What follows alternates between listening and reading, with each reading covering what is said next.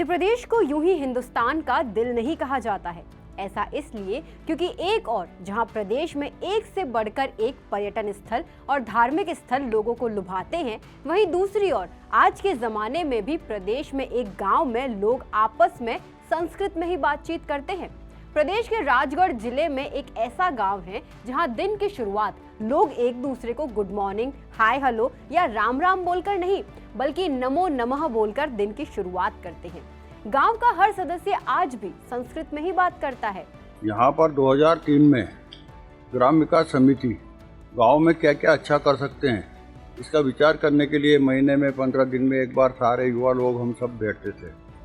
तो बाकी विधाओं पे तो काम हुआ, सामाजिक समरसता मतलब ऊंच नीच छुआछूत की समाप्त हो है और पूरा गांव एक परिवार ऐसे भाव से लोग रहें और गांव के लिए सफाई, स्वच्छता और शिक्षा, संस्कार और स्वावलंबन, इन सभी बातों पर यहाँ पर कार्य होता है और कार्य किया भी है समिति ने।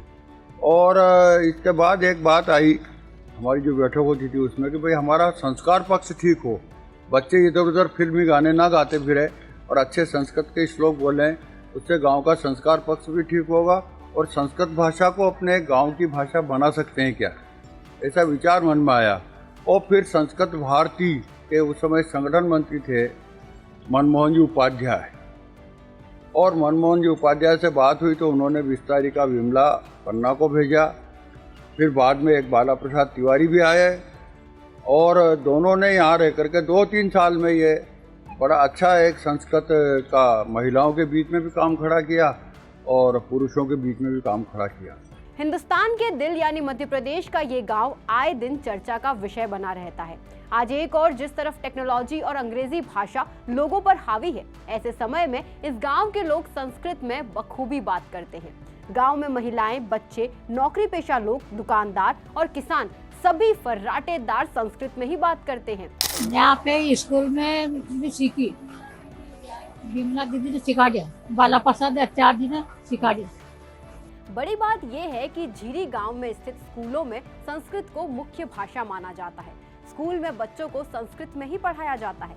स्कूल में पढ़ाई के अलावा गांव के मंदिर में बच्चों को इकट्ठा कर उन्हें खेल खेल में संस्कृत भाषा सिखाने पर विशेष जोर दिया जाता है। इस गांव के बच्चों में भी संस्कृत भाषा को लेकर विशेष रुचि देखने को मिलती है। संस्कृत गांव झीरी को लेकर एक विशेष अध्याय लिखा गया है जिसे मध्य प्रदेश पाठ्य पुस्तक में शामिल किया गया है। यहाँ पे दीदी आचार्य जी आए थे पहले, तो उनने धीरे धीरे करके बाल केंद्र लगाए, केंद्र लगते थे रात में, तो उससे सभी को पढ़ाया जाता था। उसमें संस्कृत से धीरे धीरे सीख गए सब। कैसा लगता है आपको संस्कृत? संस्कृत में बात करके बहुत अच्छा लगता है। अच्छा लगता है।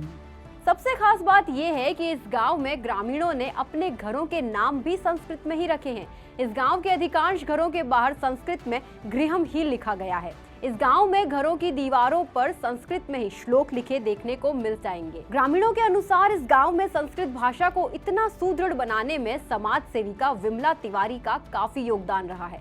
गांव में संस्कृत भाषा को लेकर विमला तिवारी ने काफी काम किया है। पहले तो 2003 में लगभग जब हम छोटे थे उस समय संघ के कुछ विशेष अधिकारी आए थे, तो उनको लगा कि ये झीरी गांव को एक नई दिशा दी जाए। तो फिर संघ और संस्कृत भारती के माध्यम से यहाँ एक आचार्य पंडित बाला प्रसाद जी शास्त्री एवं दीदी श्रीमती विमला पन्ना जी यहाँ पर आई थी। उनके ही माध्यम से यहाँ पर केंद्र लगाए गए, बच्चों के लिए अलग, बूढ़ों के लिए अलग और महिलाओं के लिए अलग।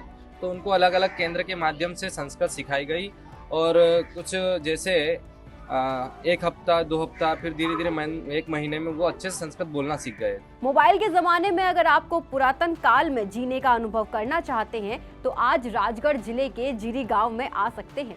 गांव में पहुंचते ही यहाँ के वातावरण और परिवेश में एक गजब की शांति और पवित्रता देखने को मिलती है।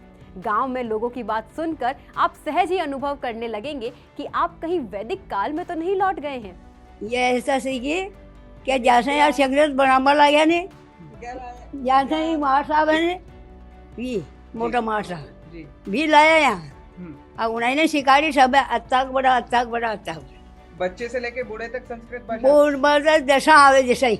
अच्छा, 2 आवे तो 2, 4 आवे तो 4, सब संस्कृत अब बालक तो सब एक मरब सब संस्कृत बोलते हैं। सब ग्रामीणों के अनुसार झीरी गांव में कई घरों के बाहर दीवार पर संस्कृत गृहम लिखा गया है। जिस घर के बाहर दीवार पर संस्कृत गृहम लिखा गया है, इसका मतलब ये है कि घर में रहने वाले सभी लोग संस्कृत में ही बात करते हैं।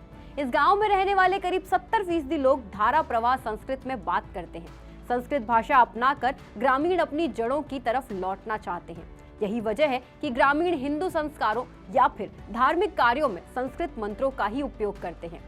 MP फर्स्ट के लिए गोविंद सोनी की रिपोर्ट। इस तरह की और वीडियो देखने के लिए हमारे YouTube चैनल को सब्सक्राइब करें और बेल आइकन को दबाना ना भूलें। यदि आप हमारा वीडियो Facebook पर देख रहे हैं तो पेज को लाइक और फॉलो जरूर करें। हमारे अन्य सोशल मीडिया पेजेस से भी जुड़ें।